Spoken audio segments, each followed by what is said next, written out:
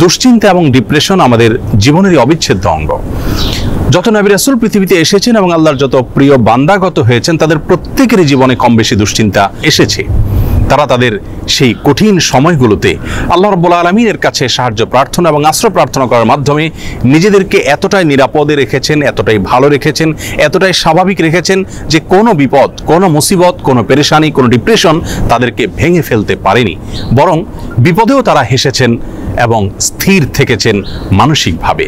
আজ আমরা সেরকম কয়েকটি আমলের কথা বলবো, যে আমলগুলোর মাধ্যমে আমাদের বিপদ আপদ এবং মুসিবত আল্লাহ রাব্বুল আলামিন দূর করবেন, লাঘব করবেন এবং বিপদ আপদেও আমাদেরকে আল্লাহ রাব্বুল আলামিন মানসিকভাবে প্রশান্ত এবং স্থির রাখবেন। আর সেই আমলগুলোর মধ্যে থেকে সর্বপ্রথম এবং প্রধান যে আমলটির কথা বলবো তা হলো যিকরুল্লাহ বা আল্লাহর জিকির। আল্লাহর জিকির এর চাইতে কার্যকর কোনো ঔষধ আর নেই ডিপ্রেশন দূর করবার জন্য। কোরআনে কারীমে আল্লাহ তাআলা বলেছেন, আলা বিযিকরিল্লাহি তাতমাইন্নুল কুলুব। আল্লাহ তাআলার জিকির এর মাধ্যমে মানুষের অন্তরসমূহ প্রশান্ত হয়ে থাকে। অতএব আল্লাহ তাআলার স্মরণ অন্তরে রাখা, মুখে আল্লাহ তাআলার কথা বলা, আল্লাহর সঙ্গে একান্তে কথা বলা, এর মাধ্যমে ডিপ্রেশন দূর করা যায় সবচেয়ে সহজে। আল্লাহর জিকির বা যিকরুল্লাহর একটা বিশেষ পদ্ধতি হলো কোরআনে কারীমের তিলাওয়াত। কোরআনে কারীমের তিলাওয়াত যদি আপনি করেন অর্থ সহকারে বুঝে, দেখবেন মানসিকভাবে আল্লাহ রাব্বুল আলামিন অলৌকিকভাবে, বিস্ময়করভাবে আপনার মধ্যে প্রশান্তি সৃষ্টি করে দিবেন। যিকরুল্লাহ বা আল্লাহর জিকিরের আরেকটি বিশেষ পদ্ধতি হলো সকাল এবং সন্ধ্যায় প্রিয় নবী সাল্লাল্লাহু আলাইহি সাল্লাম অনেকগুলো জিকির এবং দোয়া আল্লাহর কাছে নিবেদন করতেন।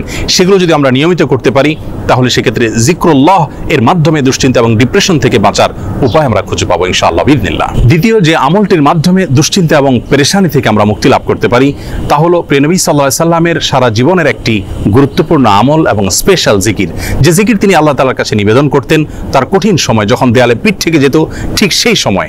আর সেই জিকিরটি হলো লা ইলাহা ইল্লাল্লাহুল আযীমুল হালিম, লা ইলাহা ইল্লাল্লাহু রাব্বুল আরশিল আযীম, লা ইলাহা ইল্লাল্লাহু রাব্বুস সামাওয়াতি ওয়া রাব্বুল আরদ ওয়া রাব্বুল আরশিল কারীম।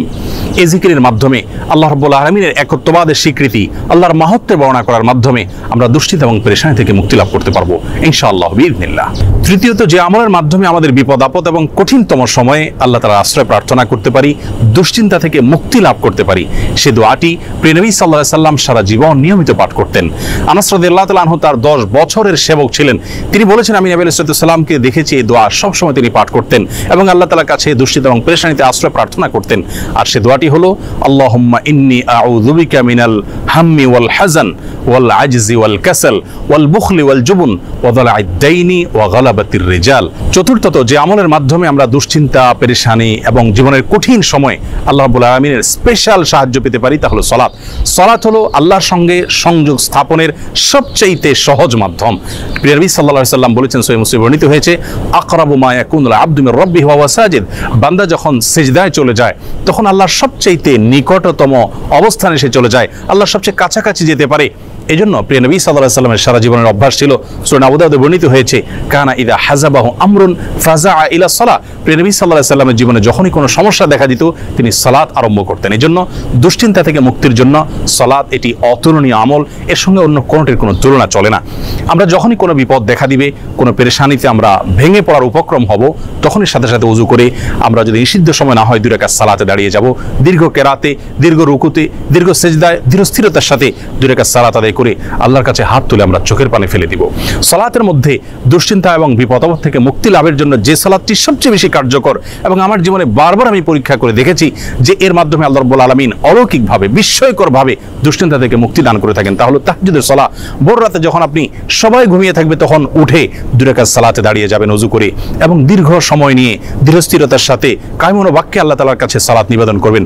সালাতের পরে যখন 2 হাত তুলে আপনি প্রার্থনা করবেন, ঝরঝর করে চোখের পানি আপনার চলে আসবে, আল্লাহর সঙ্গে একান্তে কথা বলবেন, আপনি নির্ভর ফিল করবেন, দুশ্চিন্তা থেকে মুক্তি লাভ করবেন ইনশাআল্লাহ বিইذনিল্লাহ। অতএব দুশ্চিন্তা থেকে মুক্তি লাভের জন্য এই সালাতের আমলটিকে সবচেয়ে বেশি গুরুত্বের সাথে আমাদের করার চেষ্টা করতে হবে।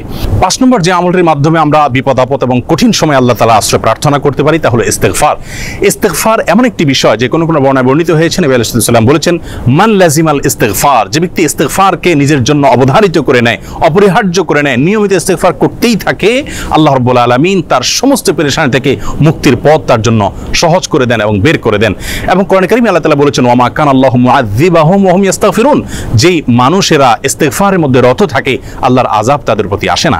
এজন্য দুশ্চিন্তা, বিপদ আপদ, পেরেশানি, টেনশন, যে কোনো কঠিন সময়ে আমরা বেশি থেকে বেশি ইস্তিগফার করব। এটিও আমার ব্যক্তিগত জীবনে বারবার আমি আমল করে দেখেছি যে কঠিনতম সময়ে আল্লাহ তাআলা অলৌকিকভাবে সাহায্য করেন। 6 নম্বর আমল হলো নবী করিম সাল্লাল্লাহু আলাইহি ওয়াসাল্লামের প্রতি দুরূদ প্রেরণ করা।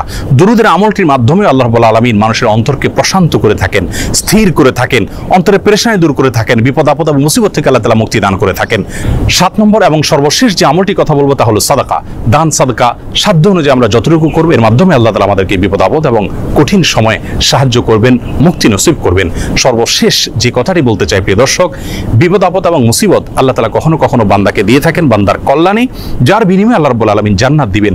দুনিয়াতে যদি সারা জীবন আমরা কষ্ট করি, বিপদে থাকি, মুসিবতে থাকি, আর এর বিপরীতে যদি চিরকালের জন্য, অনন্ত অসীমকালের জন্য জান্নাত আমার হয়ে যায়, তাহলে এটা কিন্তু আমার লাভজনক বিনিয়োগ হলো। এটি আমার জন্য কোনো লস বা ক্ষতিকর কোনো কিছু নয়। এজন্য দুশ্চিন্তা বা পেরেশানি যদি কোনো কারণে দূর না হয়, নিশ্চিতভাবে একজন ঈমানদার মনে রাখবেন যে তার মাধ্যমে আল্লাহ রাব্বুল আলামিন তাকে মহা কল্যাণের পথে নিয়ে যাচ্ছেন। আল্লাহ রাব্বুল আলামিন কঠিন সময়গুলোতে আম্বিয়া আলাইহিস সালাতু ওয়াস সালামের মতো সবরে জামিল বা উত্তমভাবে সবর তথা ধৈর্য ধারণ করার তৌফিক নসিব করুন।